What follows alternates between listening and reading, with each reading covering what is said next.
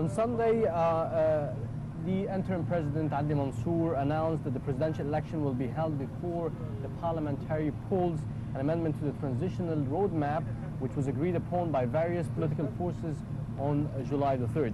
According to Mansour's decree, the Supreme Presidential Electoral Commission should begin procedures to hold the polls in no less than 30 days and no more than 90 days following the successful passage of the country's newly amended constitution.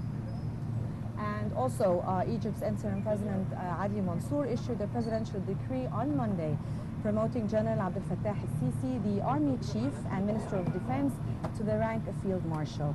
And the Supreme Council of Armed Forces said it would let Egypt's defense minister, Abdel Fattah al-Sisi, decide whether or not to run for presidency in accordance with his sense of patriotism and the popular demands of the Egyptian people. On Tuesday, Morsi, the deposed and accused President Morsi appeared in the court today, on last Wednesday, along with other Brotherhood leaders on charges of involvement in prison breaks during the 2011 uprising that ousted Hosni Mubarak. Morsi had been in jail at that time and was among those freed. The case was adjourned to February the 22nd. To be discussing those topics and more, we're pleasured to have with us Mr. Yehia Negm, the former diplomat and the political analyst. I'd like to thank you very much for joining us. Thank you very much. Good afternoon. Well, first of all, Mr. Yehia, I would like to start off. Of course, as you can see, Egypt has lived a very busy week. Yes. And lots of events have been happening. And there was the celebrations and the explosions of the 3rd anniversary of the January 25th revolution. Yes. How do you see the anniversary? Well, as you said, we are seeing a kind of drama here in Egypt. Some celebrations, some dramatic accidents, unprecedented terroristic incidents in Cairo and outside Cairo, of course. It's, well, Egypt used to live this situation almost for now 3 years. We are fighting. We are, the people are fighting for their interests, for their demands, for their principles to improve our situation, to improve Egypt. We are fighting many enemies inside and outside. We are fighting corruption, we are fighting terrorism, we are fighting foreign intervention, we are fighting ignorance and many others, enemies and adversaries. So it's not easy. It will take some time, but I think the people show their insistence and perseverance to keep with the revolution, to go on to achieve the principles and the demands of the revolution. Many other France are not happy with this, are not happy with Egypt going forward, going with the roadmap for the future, with the election, with the constitution, referendum, and so on. So it's a very complicated situation. It's expected, it's normal maybe to find all these obstacles in our road, but with the insistence of the people, I think, and voluntary of the people, we would achieve a final victory over all these adversaries inside and outside. So, sir, if we looked at the transitional roadmap and how the political scene is moving towards this sort of stability in Egypt, now with the constitution being approved and with the presidential election supposed to be held within the maximum of 90 days, it was mentioned, from the declaration of the constitution, which is the 18th of January.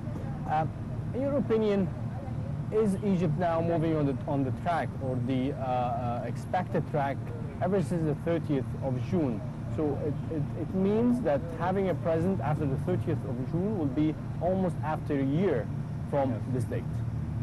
Well, for me, 1 year is a short time for the transitional period. We succeeded to achieve the constitution, to make the referendum with a vast majority, of course, approving the constitution. This was a very important step in this road. This would give us more confidence, would give us more insistence on the road, more security. It also would give the foreign world and international public opinion more calmness, more interest in Egypt and security with the situation in Egypt. The economy is going better. It's very slow, yes, but it's better, of course, with the stability, with the security situation better. So we are seeing some important steps. We are hoping to also to hold the election, presidential election and parliamentary election very soon with success, as happened with the referendum of the constitution. So we are in the road. But as I said, terrorism is a very sophisticated and plague in the whole world. It's all over the world. It's not only in Egypt, it's in the United States, in Europe, in the Middle East, everywhere. So we are fighting very complicated groups, organizations, very huge finance from outside, very wicked intervention from other countries, other intelligence agencies working in Egypt, unfortunately. So we are fighting with a very minimal means in our hands. Our economy is not very well. Security forces are not very prepared for this situation, but we are fighting. I don't have any doubt that Egypt at the final will win this battle. Sir, how do you see the promotion of the Defense Minister Sisi and the timing of that promotion? Well, I see it as a symbolic and protocolar one. He has of course, some popularity in the street.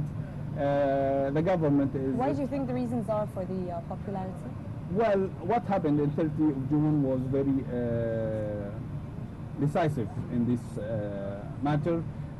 He aligned with the opinion of the people, with the voluntary of the people, yes.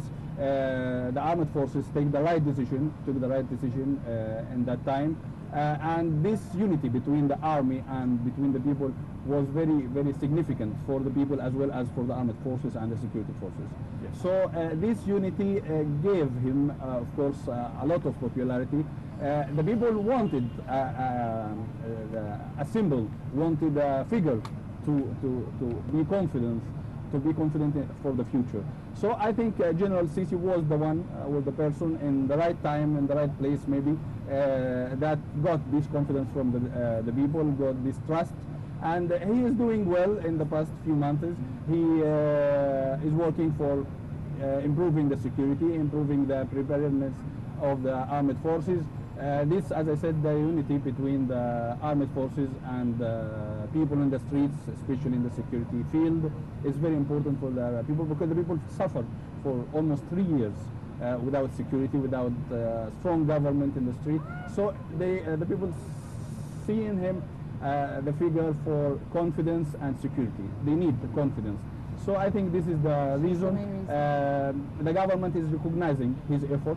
The president is recognizing his effort in this field, and maybe it was also giving him some recognition before he leaves his office for running for the presidential elections. So with this announcement that the Supreme Council of Armed